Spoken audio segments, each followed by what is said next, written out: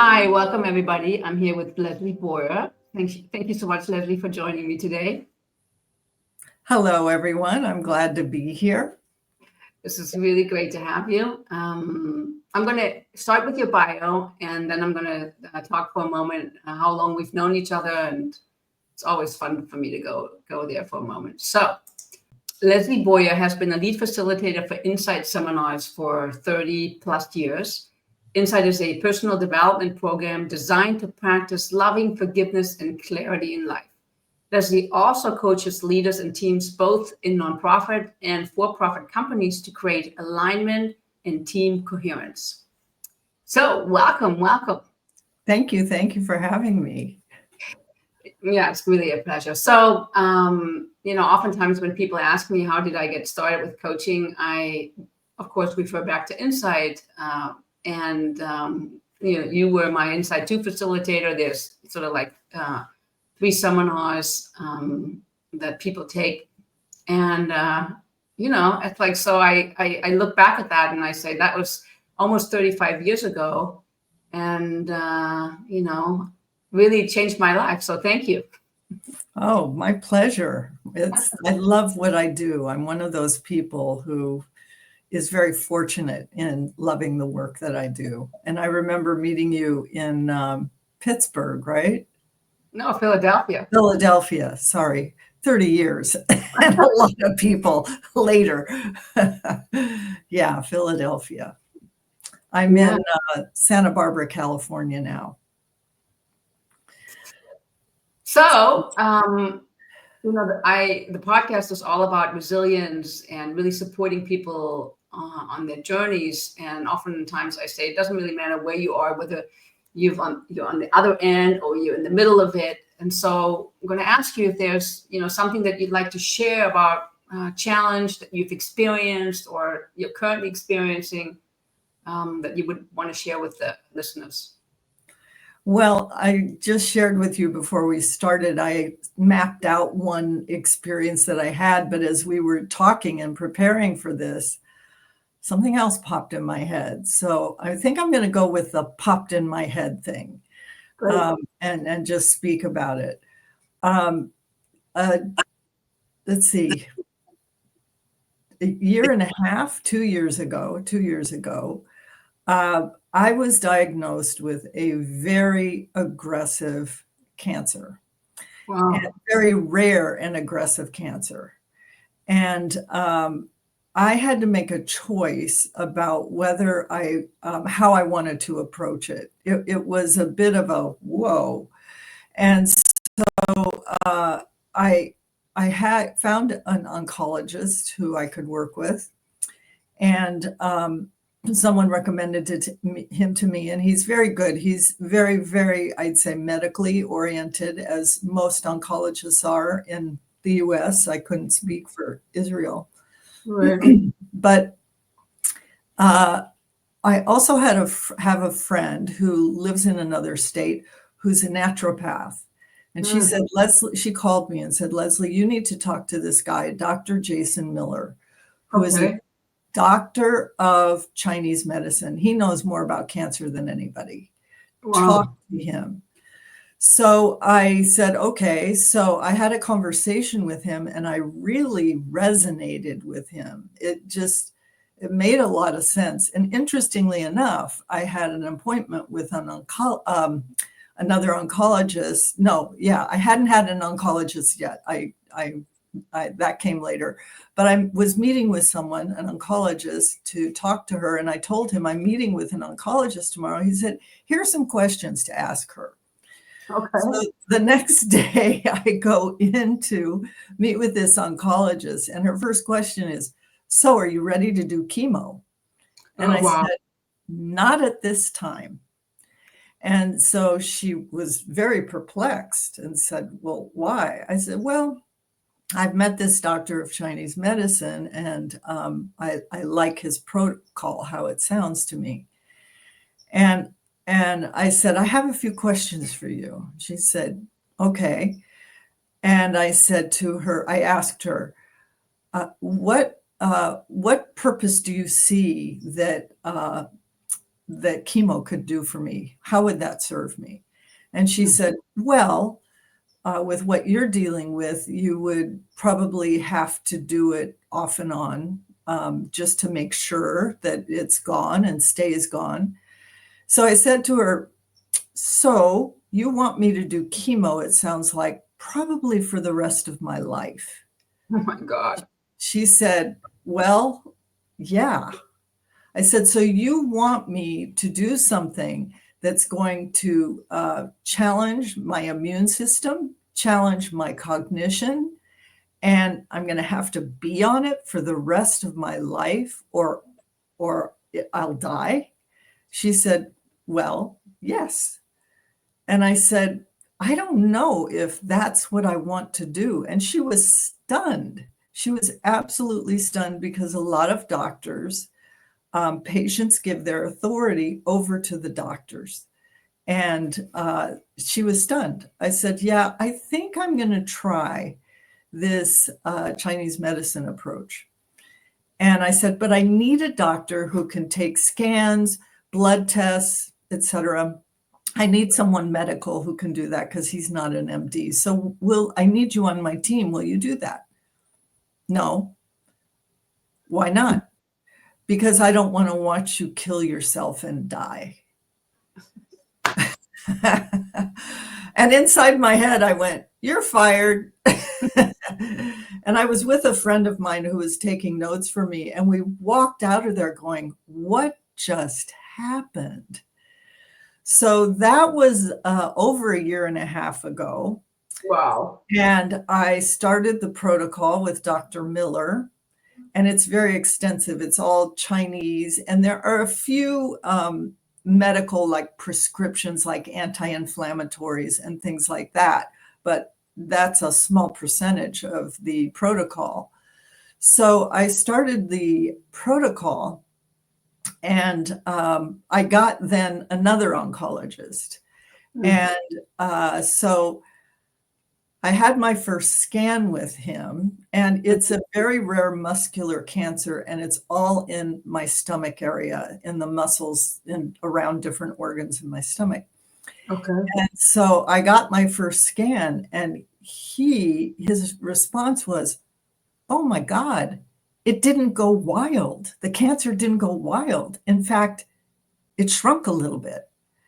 And I was like, well, yeah, that's the purpose of this protocol. He was stunned. He couldn't believe it. So I've worked with him for now a year and a half, a little under that. And it's been an interesting journey, because he's very, very medical, and he wants to intervene medically. And at one point, there was a little growth on my bowel, which he said if it grew, it could block my bowel, which would make everything back up in my system and I could die. Right. And he said, I want you to take this shot, because it helps with, cancer not to grow so much. And I think I gave my authority to him, and I said, okay. Mm-hmm. And I ended up in the hospital for 8 days, because I had such a severe allergic reaction. Mm-hmm. And he and 3 other doctors came in on the second day I was there, and they said, you need surgery. And one of the things I've been doing during this whole process is really listening to my body, because I think our bodies have incredible intelligence that most of us ignore. Mm-hmm.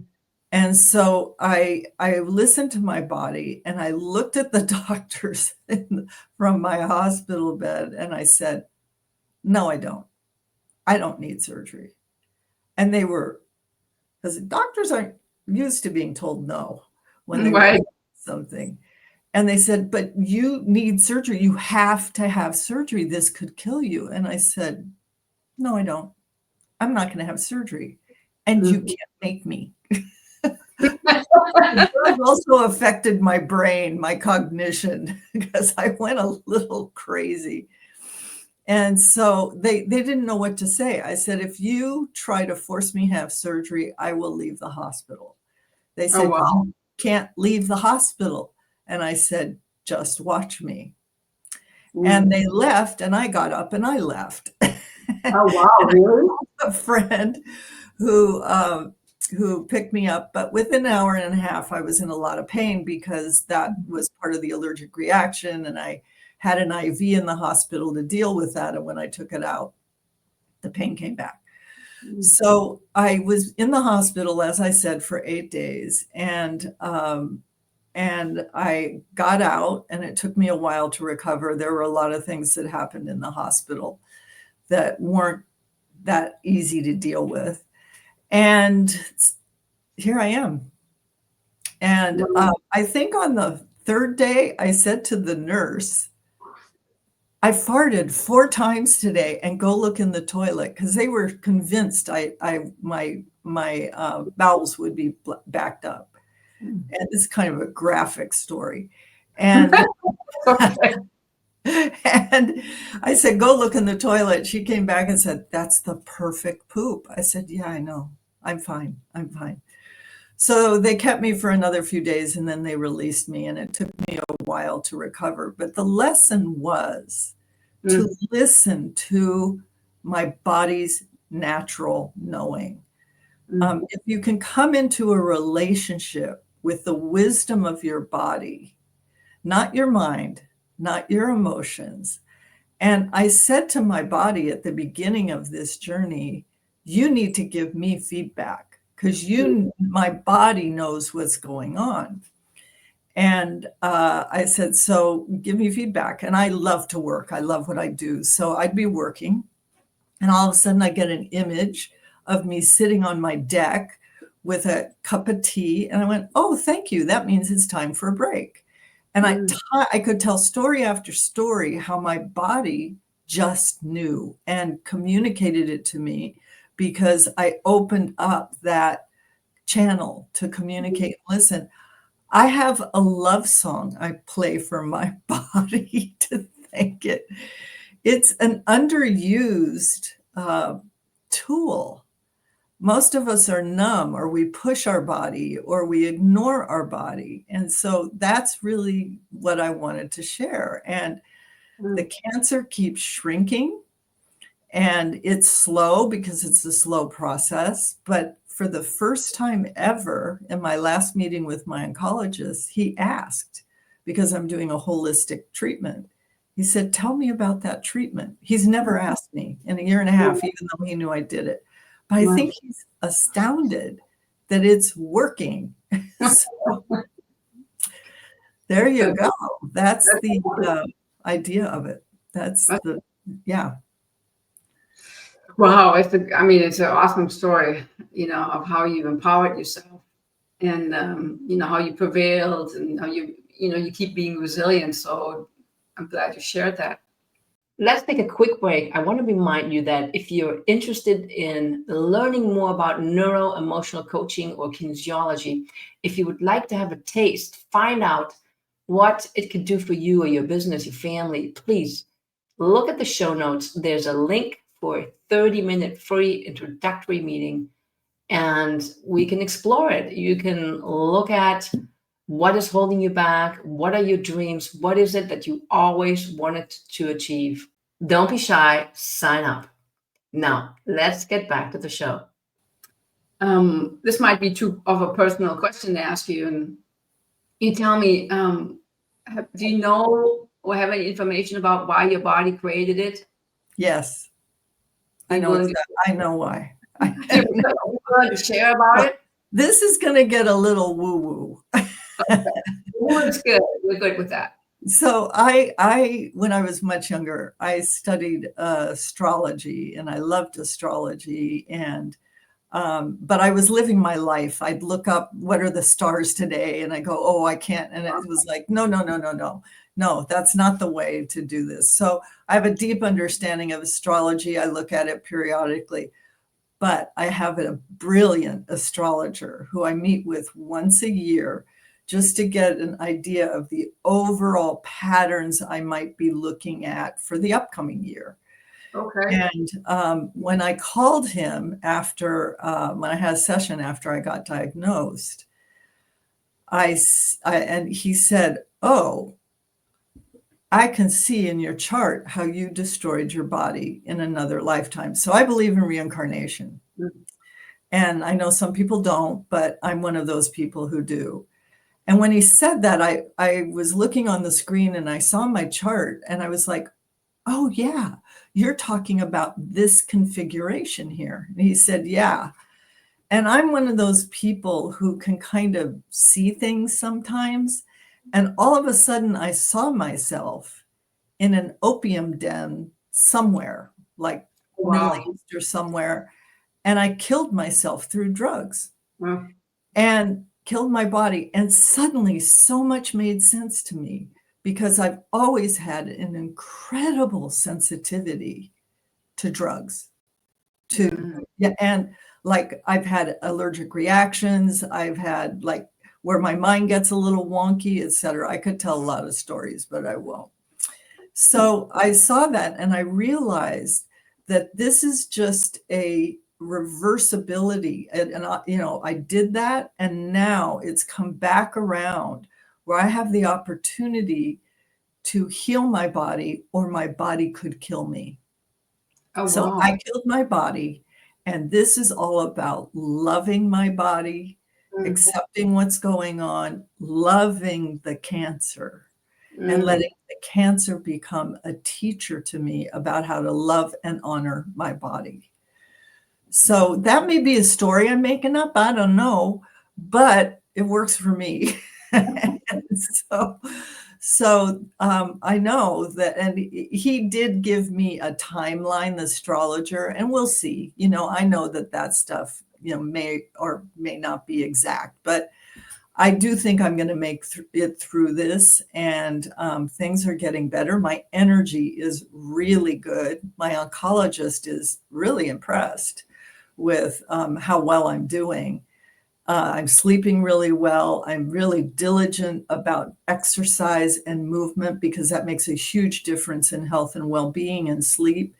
So I stretch every morning, I work out, weights, and I walk a good bit, pretty much every day. Not every day, but almost every day. And I think that makes a big difference. And so that's what I'm doing. And I changed my diet. I'm on a keto diet. And that's basically protein and complex carbs and fat. So I've lost some weight, which is okay, but because I'm not eating sugar, dairy, wheat, grains, any of that stuff that can create inflammation and bloating. Mm. So I've been really good about that. I love how I'm eating. I cook my food. I love it.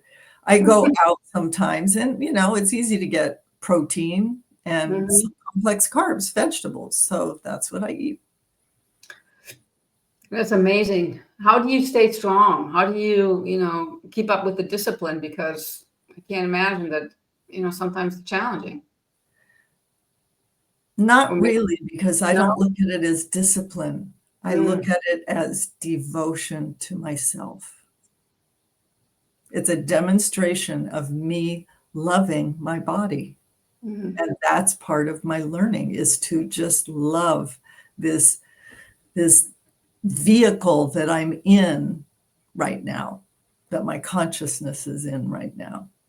So for me, does it get a little like, okay, I don't know what was that, Groundhog Day? Did you ever see that movie years ago where it was like the same thing every day, kept repeating itself? Also, it's like, it was a Tai Chi movie a long time ago where the master was teaching the boy to wax cars, wax on, wax off, wax on. And he didn't realize, and he was like, do I have to do this every day? He's like, yes, keep doing it, keep doing it. And then when is the Karate Kid. And then when he went in the ring, he used all those motions to win the championship. And so for me, I look and I go, well, it's wax on and wax off. Take this supplement, take this, do that, do this. It's just the training of myself to enhance my longevity, And I don't know, this could take me out. I don't know what the future is going to hold, but I'm acting as if. And that's a big key for me. Whatever you want, act as if it's happening. Now, I'm not saying if you want a lot of money, just go out and spend a lot of money. If you have a lot of money, I'm not saying that. I am saying, mock up in your mind, act as if you're like, I'm acting as if I'm healthy and I'm living a very healthy life. And so I just happen to be dealing with cancer. And so doing that is a really good way. It's a way of visualizing and making it a living vision, not something out there that you're trying to achieve. It's something you're living. You instruct your body in certain ways, or is there like, what, things that you tell your body? Yeah. I thank my body. I put my hand over my belly and I thank her. And I'll give you another example of how my body communicates with me. A friend of mine who was he did a lot of body work for a long time. He was over visiting in the morning. We had breakfast, and I have a cup of coffee in the morning. And he said, you may want to stop drinking coffee. And I said, why? Because there's some good things about coffee, they say. And he said, well, notice how your nervous system is, because I notice that I'm highly sensitive right now. I'm sensitive. There are certain people I can't be around because their energy is too, reactive, and I feel it. Mm-hmm. So I spend quite a bit of time alone. I do have good friends, but I'm very aware of energy, and with everything I'm doing, because I'm still working and stuff, sometimes I can feel overwhelmed. He said, look at how your nervous system is responding to everything right now. And I was like, yeah, that makes sense. And you know what the caffeine does. So, okay. So for a few days I had tea. About the fourth day, I said, I want a cup of coffee. So I reached for the coffee and my whole body went, ugh. Oh, wow. Oh my gosh. Thank you. I'm done with coffee. Thank you, body, Wow. for letting me know that that is not working for me. Wow, that's really powerful. Yeah. So I never have craved it since. That was in January. Oh my God, that's a long time ago. And I didn't go through withdrawal at all because my body was aligned with the choice. Mm. I love this idea of, that you're honoring your body. It's like the most precious, temple, or however you describe it for yourself. And then that kind of makes it easy for you to be in line with what works, and what doesn't work for the body. Because it's like, hey, I want to take care of myself. So it's a really beautiful vision to have versus coming from this, I must do this. And because it always puts this right, wrong kind of pressure on ourselves, which is what we, have a tendency to put on ourselves anyway. Yeah, I think a lot of people judge their body, and that blocks the knowledge, because the body will start acting out. It may have you eat more and gain weight for some people, or obsess on exercise and run, or just sit and watch TV. And it's like there's got to be a high level of cooperation between my mind and my body. And so I just decided early on, if I want to heal my body, I've got to love it. It's like when little kids fall, and you have kids. And I know in America, we're like, oh, did you get a boo-boo? And they're crying. And when you hold them and comfort them, they tend to calm down. So in a way, that's what I'm doing with myself, because there are days I'm like, this is going on forever. Am I ever going to? It's like, calm down.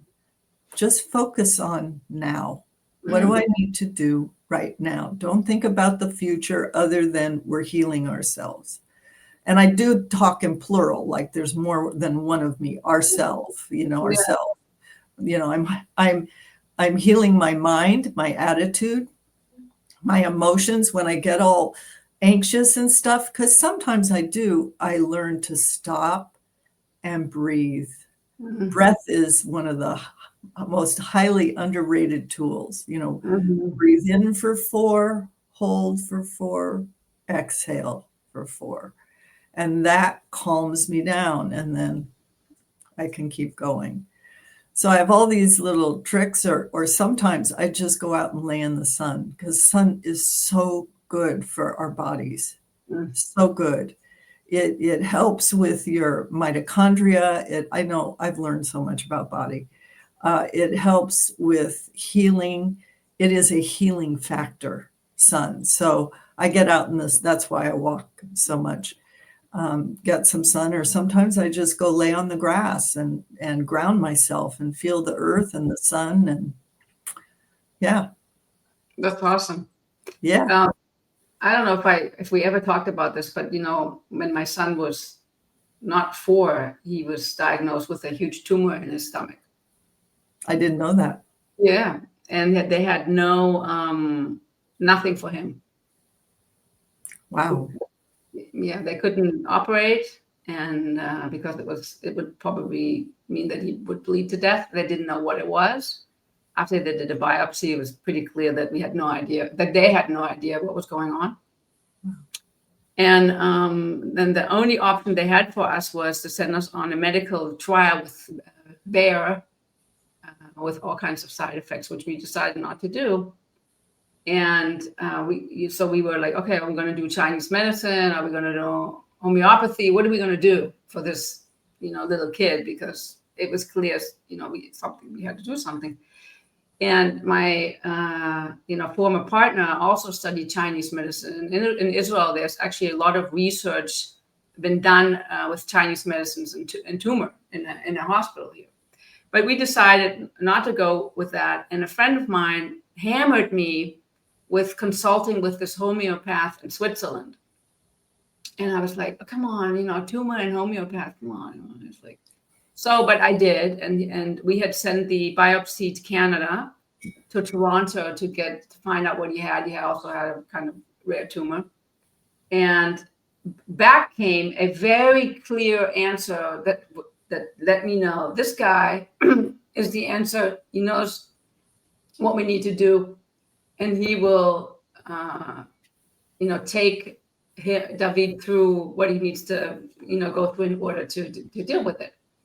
So, I always say he for a year and a half he would take homeopathic drops that we had to somehow get to Israel, and that's basically what happened. But then I would instruct his little body with him, and I say, just imagine that you have an ice cube in your stomach, and just tell your body to melt the little ice cube. Mm-hmm.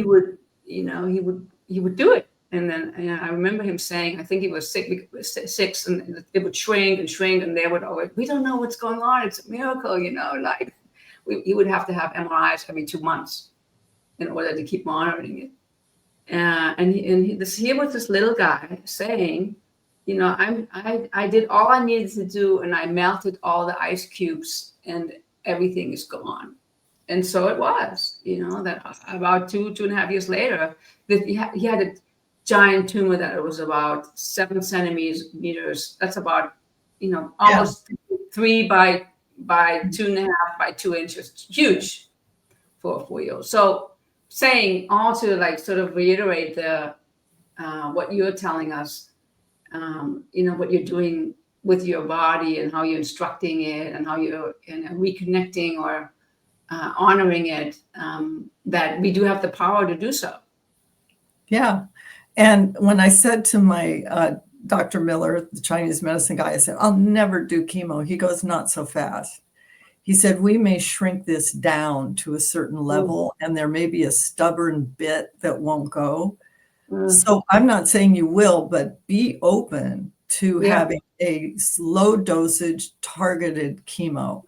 And I said, fair enough. And I'm not against chemo. If somebody really gets called to do that, I'd say go for it. It's everybody's individual choice.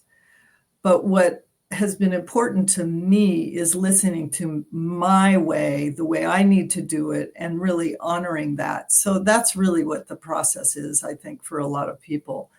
And so far, it's working. Yay! Oh, that's fantastic. And it's funny when people see me who haven't seen me for a while, but they know what I'm dealing with. The first thing they say is, "You look great." Like they're so perplexed. I said, "Well, I'm feeling really good." It's good. Yeah, yeah, It's, yeah. it's, but So it's self-care is highly underrated by a lot of people. Yeah, but it's important what you say is that, for David, maybe homeopathy was the thing, and for you, it's Chinese I'm medicine. doing homeopathy too. I've got a homeopathic doctor and my doctor of Chinese medicine, and they love each other. They talk to each other. They want to know what one another's doing. And so I'm doing both. Oh, good. Right. So, it's like the team, right? Yeah, The I team. have a team. I do. I have my ordinary day-to-day doctor, who just does annual tests on me. I have my oncologist, and then I have 2 holistic doctors. So I've got a team. That's fantastic. Yeah. So, any sort of wisdom that you maybe want to reiterate, or tools that you want to share with people, maybe that are going through something similar, or that they can apply to the challenge that they're dealing with? Well, I think a lot of people are good at taking care of other people, and they don't take care of themselves sometimes. I think I've shared, honor your body, love your body, listen to your body, develop a relationship with it, and love it all. Love it all. Even when I have a bad day, I'm like, I reassure myself, like, it's okay. It's okay you're having a tough day. I don't have that many tough days anymore, but when I do, I self-comfort. I'll call a friend. I have a group of people who are incredible. It's like, call a friend. Hey, I'm having a rough day, and they just talk to me. So I have support that way. And nature, be in nature. Nature is healing. I live where there are mountains and ocean, and I do one or the other almost every day, at least 5, 6 days a week. I'm walking outside, be in the sun, and I trust I'm going to heal. I don't see the end happening anytime soon. In fact, I think I'm entering the best decade of my life. And Yay! I'm just wondering what's going to come after this in terms of, I've learned so much. What do I do with my learning? Do I share it? Do I just, implement it in my life? So we'll see. Well, you just shared you are sharing your learning, right? I mean, yeah. I mean, yeah. But so some people are like, you should write a book. I'm like, we'll see. That's a big project. That is a big project. Unless, of course, it's not. Who knows? Could be. Yeah. I've thought about if I do it, it's going to be very, very simple, how I do it. But I'm not there yet. So we'll see. I'm still healing. Yeah, well, you're still healing, and maybe that's the whole purpose or the process that we have. We're healing in some form, whether it's we're all healing. We all have our wounds that we've experienced in our life. And so let me just share this. I was laying up at a park one day in the sun, and I had my shirt up a little bit, and I've had 2 surgeries. I had a radical hysterectomy when this first showed up, so I have a long scar down my belly. Wow. And then I had laparoscopic surgery a year later, where laparoscopic, 5 little insertions, and they go in there. So I was laying there and getting sun on my tummy, and then I thought, oh, these are my badges. Every scar is a badge. So this little laparoscopic one is a badge of courage. This is a badge of loving myself. This is a badge of healing. This is a badge of listening more closely to myself, etc. And then this long scar up my belly, that's the path that led me here. So my question is, what are your scars?